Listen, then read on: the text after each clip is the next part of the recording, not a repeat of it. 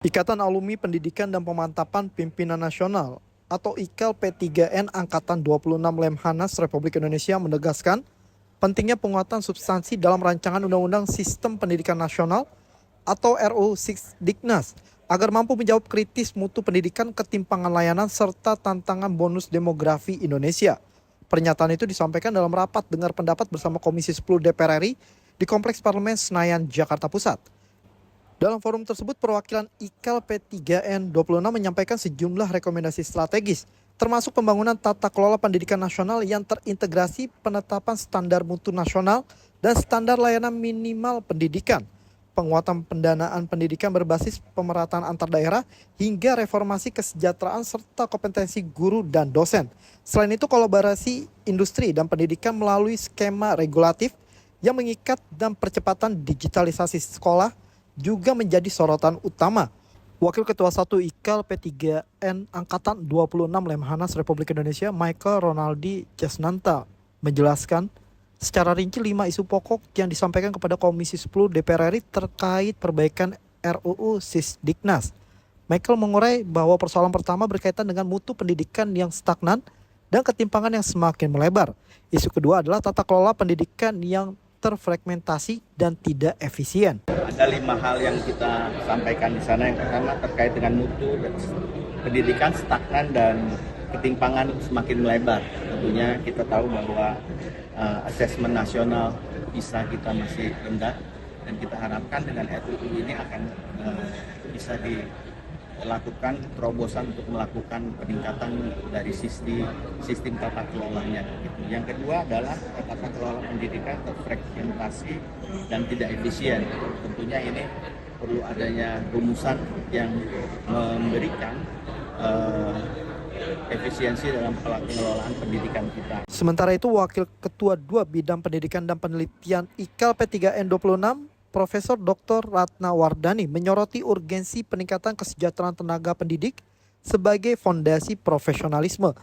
Ratna juga menjelaskan bahwa kesejahteraan tersebut harus mencakup komponen remunerasi yang jelas dan berbasis standar yang realistis. Ia juga menambahkan bahwa untuk dosen standar kesejahteraan harus lebih tinggi. Kita ingin mendorong profesionalisme dari guru dan dosen, tetapi di sisi lain kalau kita merequire profesionalisme yang lebih tinggi, maka kesejahteraan itu harus diperhatikan. Tadi kita sampaikan bahwa kesejahteraan itu berupa beberapa komponen dari remunerasi, salah satunya gaji pokok. Kita tadi memberikan masukan gaji pokok itu untuk guru adalah 3 kali dari UMT minimalnya ya, minimal 3 kali dari UMP, sementara untuk gaji dosen itu 5 kali dari UMP, dan juga komponen-komponen lainnya. Ini guna memastikan kesejahteraan guru dan dosen itu bisa menjadi anchor dari peningkatan profesionalisme. Adapun Wakil Ketua 3 Bidang Humas dan Publikasi IKAL P3N 26 yang juga pimpinan redaksi Radio El Sinta, Haryo Ristamaji, juga menjelaskan bahwa studi mendalam telah dilakukan oleh pihak sebelum memberikan masukan kepada Komisi 10 DPR RI.